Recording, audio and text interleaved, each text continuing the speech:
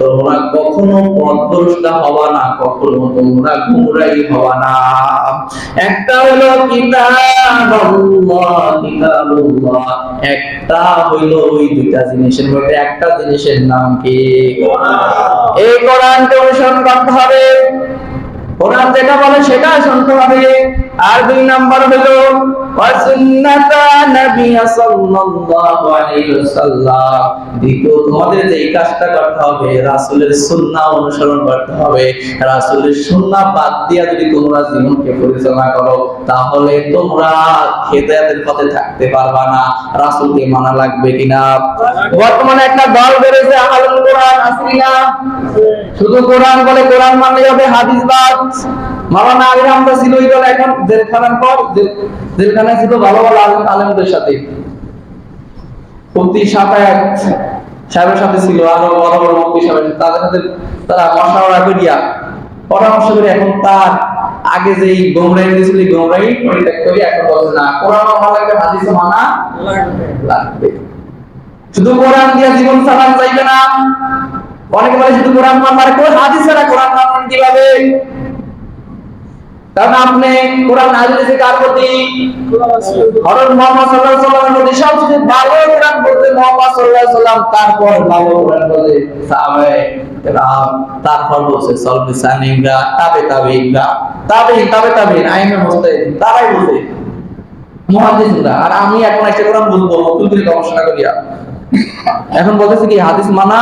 বরিশালে একজন মুজাম্মিল নামে একজন আছে, সে নতুন নতুন তথ্য দেয়, মানুষকে বিভ্রান্ত করে, মানুষের ঈমানকে হরণ করে, যে বলে যে আমি হাদিস মানে সে কাফের। সম্ভব নয় এগুলো। আল্লাহ রাসূল কি কোরআন হাদিস মানা মানে আল্লাহকে মানা? আল্লাহ তাআলা কোরআনে বলতেছেন মান ইউতি'র রাসূল ফাকাদ আতাআল্লাহ, যে ব্যক্তি রাসূলকে অনুসরণ করবে সে বরং আল্লাহরই অনুসরণ করলো।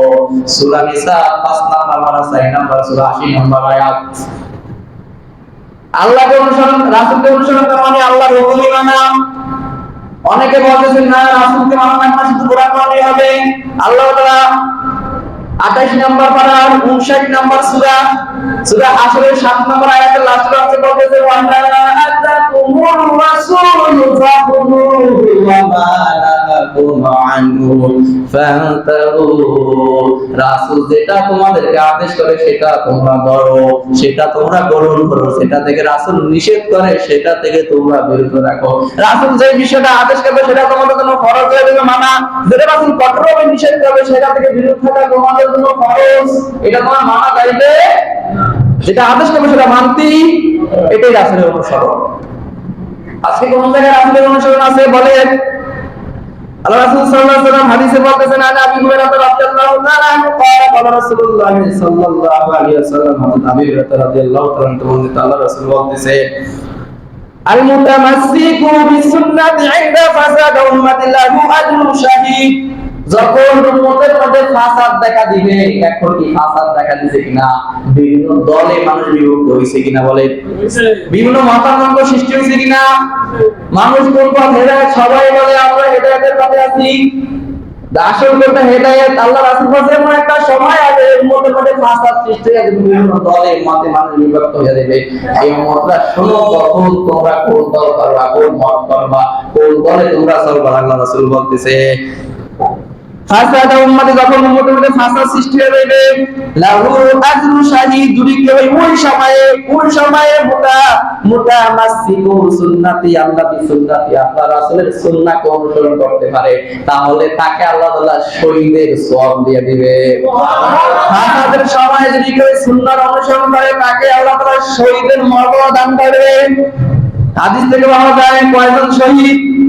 অন্য এক হাদিসে আছে হযরত ইয়াহইয়া রাদিয়াল্লাহু তাআলা বর্ণিত, আল্লাহ রাসূল সাল্লাল্লাহু আলাইহি ওয়াসাল্লাম বলতেছেন আল মুতামাসসিকু বিসুন্নতি ইনদা ফাসাদি উম্মতি লাহু আজরু 50 শাহীদা। উম্মতের ফাসাদের সময় কেউ যদি সুন্নাহর উপর টিকে থাকে, তাহলে 50 জন শহীদের মর্যাদা আল্লাহ তাকে দান করবে।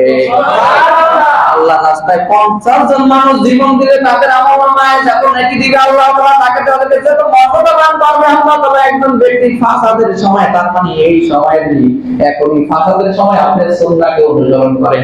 সুন্নাহকে অনুসরণ করতে গেলে আপনার বিরুদ্ধে মানুষ দেখেন বলবে, আপনার সুন্নাহ মানতে পারবে?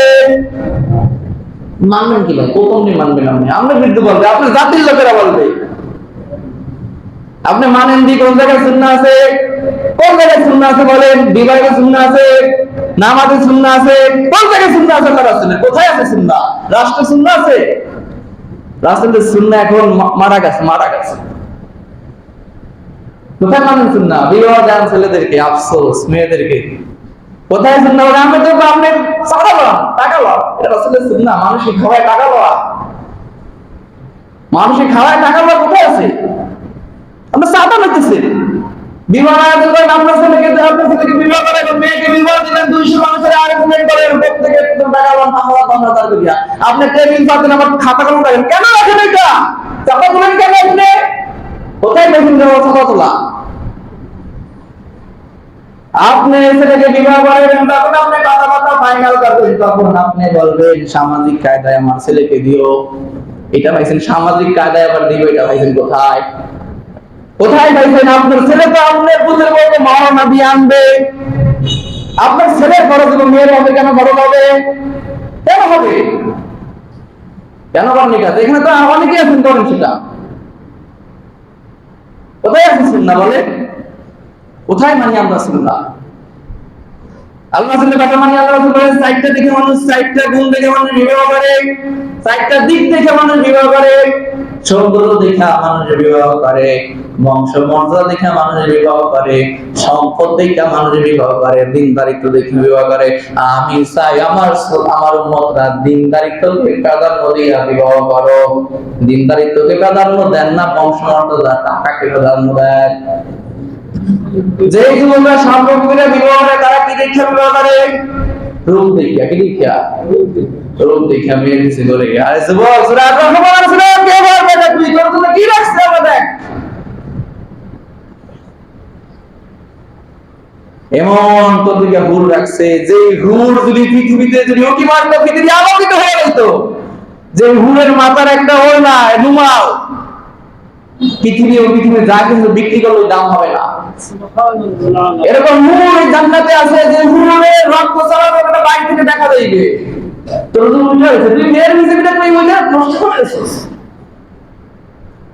রাসূলের সুন্নাহ বিরোধী চলিয়া তুই এটা নষ্ট করতেছিস।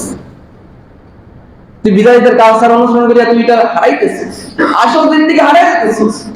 তোকে তো আল্লাহ হুন্না দিবে বলছে। তুই কেন এই নয় মেয়ে যে মেয়ের কিছু করছিস? এই মেয়ের যদি তার কোন মোটর একটা অ্যাক্সিডেন্ট হলে একটা দাগ ফেলে দেবে, মেয়েটার ভালো লাগবে না। যতই সৌন্দর্য হোক, ওই মেয়ে যদি 2 দিন অসুস্থ হয়ে পাল্টা পায়খানা হয় বা অন্য রোগ হয়, তাই হয়ে যাবে, ওই মেয়েকে তোর কাছে আর ভালো দেখাইবে না। ভালো দেখাইবে যখন তার একটু রোগ আছে। তুই যতই ভালোবাসো, আবেগ দেখাস, তোর চোখে আর ওই মেয়েকে ভালো লাগবে না। ওই মেয়ে যদি অ্যাক্সিডেন্ট হয়ে চেহারা নষ্ট হয়ে যায়, ভালো লাগবে না।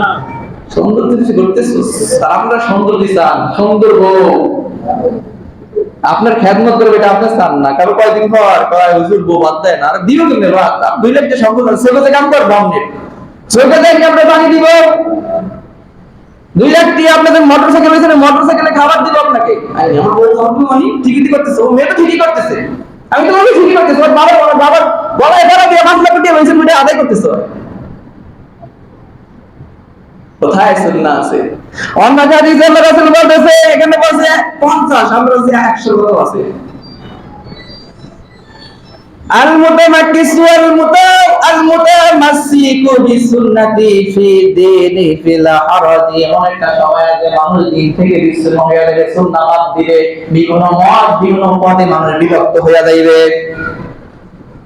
এই সময় যদি কেউ সুন্নাহকে আঁকড়ে ধরতে পারে, লাহু আজরু মিয়াতি শাহিদা। আল্লাহ তাআলা বলেন মিয়াতু শাহিদা, 100 শহীদের মর্যাদা আল্লাহ তাআলা তাকে দান করবে। সুবহানাল্লাহ। সুন্নাহ মানবে তো সবাই? ইনশাআল্লাহ। জীবন গেল সুন্নাহর বিরুদ্ধে যাইব না, কি বলেন? রাজি আছেন তো সবাই? রাজি আছি ইনশাআল্লাহ। সকল ক্ষেত্রে সুন্নাহ আছে আপনার। মসজিদে আসবেন, সুন্নাহ আছে কিনা? ঢুকবেন কোন পাও দিয়া? ঢোকার আগে দোয়া আছে না রাসূলের? আল্লাহুম্মা আফতাহ লি আবওয়াবা রাহমাতিক আমার বাইরে হওয়ার সময় বাইরে হবেন কোন পাও দিয়া? সুন্নাহ আছে না? চুল কাটার সময় রাসূলের সুন্নাহ আছে না? কিভাবে কাটতে হবে? তিন তালাক দিয়া, এলে এক দিয়া নিয়ম আছে না? তিন নিয়মের এক নিয়মে কাটতে হবে। বাপি রাখেন আপনি মিডিয়াম সাইজ চালান, তাই আছে নেতা করে আপনি কেন এখান দিয়ে বড় সামনে দিয়ে আবার কি দিয়ে চলতে দেখা যায় না? কিভাবে রাখেন কেন? পোশাকের সময় রাসূলের সুন্নাহ আছে না? কোরআন দিয়ে আল্লাহ তাআলা পোশাকের কথা বলছেন সূরা মায়েদার মধ্যে। ঢিলা ঢালা পোশাক পরা, পোশাক পরতেছেন আপনি কি পোশাক? টাইট ফিট পোশাক, যেটা দিয়ে আপনি সেটা দিতে পারেন না। সেটা দিতে গেলে আপনার প্যান্ট ছিঁড়ে যায়, আপনি বসে প্রস্তাব করতে পারেন না। এই প্যান্ট খুলিয়া দাঁড়িয়ে প্রস্তাব করতে হয় আপনাকে। কোথায় সুন্নাহ আছে বলেন? কোথায় মানেন সুন্নাহ? আল্লাহ রাসূল বলতেছে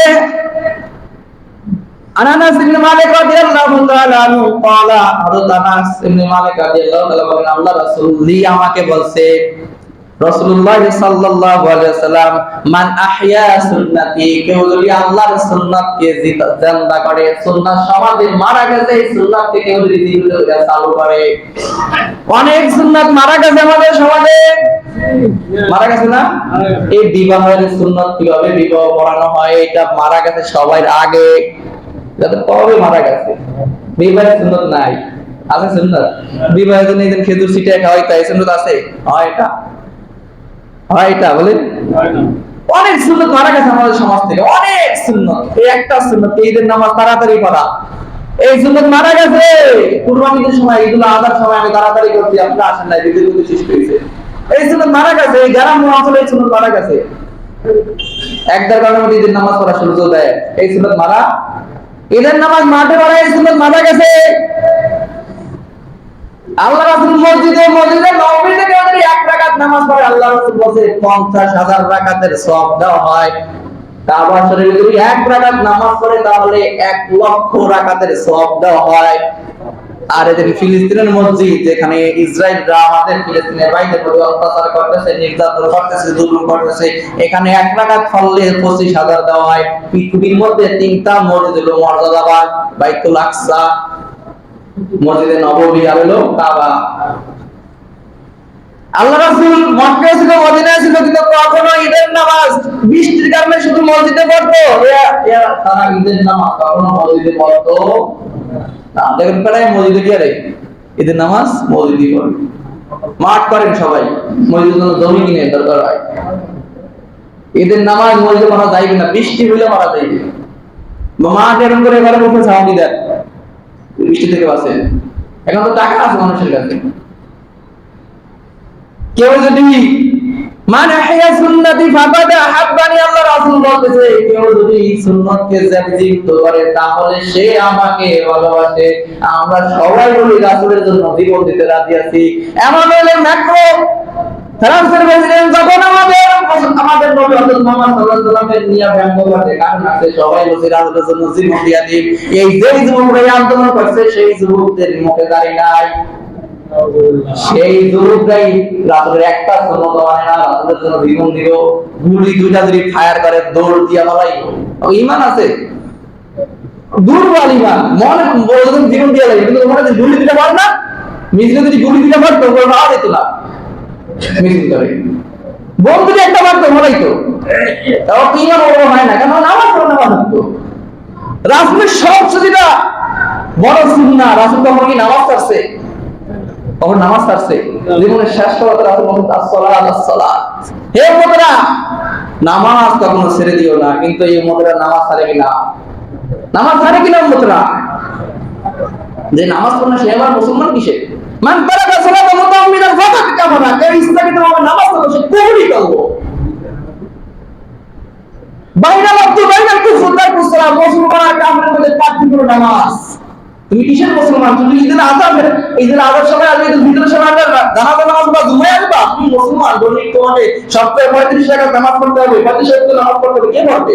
দৈনিক 17 রাকাত ফরজ নামাজ পড়তে হবে, সুন্নতে মুআক্কাদা 12 রাকাত পড়তে হবে, বেতের পড়তে হবে, কে পড়বে এগুলা? তোমার ঈমানকে মজবুত করতে লাগে তো নামাজ পড়তে হবে, সুন্নত তরিকায় নামাজ পড়তে হবে। দোয়া কালাম সব ঠিকঠাক মতো করতে হবে। আল্লাহ ওয়ামান আহাব্বানি কানা মাইয়া ফিল জান্নাতি, যে আমার সুন্নাত পালন করবে, যে আমার সুন্নাতকে জিজ্ঞাসা করবে, সে আমাকে ভালোবাসবে, আর যে আমাকে ভালোবাসবে সে আমার সাথে জান্নাতে থাকবে। রাসূলের সাথে জান্নাতে থাকতে চাই কারা কারা দেখা? সবাই চাই। এই যুবকরা চুল কেমনে কাটতে আমরা জানাতে দিবেন কত দেন কেমনে কাটবে? এই যারা মুরব্বিরা হাত তুলে দেন প্রতির উপর নিবা করেন, আপনার ছেলের কি যুক্ত ছেলে আছে যৌতুক নিবেন তো? মুরব্বি বাবারা বলে যৌতুক নিবেন, নিবেন যৌতুক? হাত নামা। আল্লাহ কবুল করুক সবাইকে।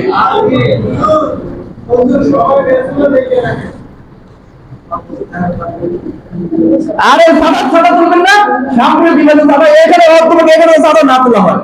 আমরা একদম মানে দাওয়াত দেওয়ার দরকার নেই, ঠিক আছে? দাওয়াত দিতে হবে, দুই হাজার দাওয়াত কেউ নিবেন না, দেখুন দাওয়াত দিয়ে খাওয়াইতে আপনাদের, দাওয়াত দেওয়ার সময় দাওয়াত আবার সাদা দিছে।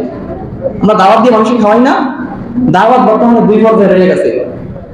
রাসূলের সুন্নতি দাওয়াত সমাজ থেকে উঠে গেছে, এটা একটা সুন্নত বলে রাখি। সাহাবীরা টুকরি বড়ে খেজুর খোসা নিয়ে আসতো মসজিদে, আয়েশা দোয়া ছাড়াই খাওয়াইতো। আমাকে দোয়া করা লাগবে, এমনি খাওয়াইতেন আপনি? মানুষ বাড়িতে মাছ খাওয়াইতো, দাওয়াত দিয়ে খাওয়াইতো, দোয়া ছাড়াই খাওয়াইতো। দোয়া তবে খাওয়ার পরে খাবার মানে দোয়া কি? একবার কে দাওয়াত গিয়া আমরা খাবার খাই না, এক গ্লাস পানি খেতে গেলে রাসূলের সুন্নাহ আছে কিনা? আছে। ছয়টা সুন্নাত, পাঁচটা সুন্নাত আছে কিনা? পানি খাইতে হবে দাঁড়ায় না বসা।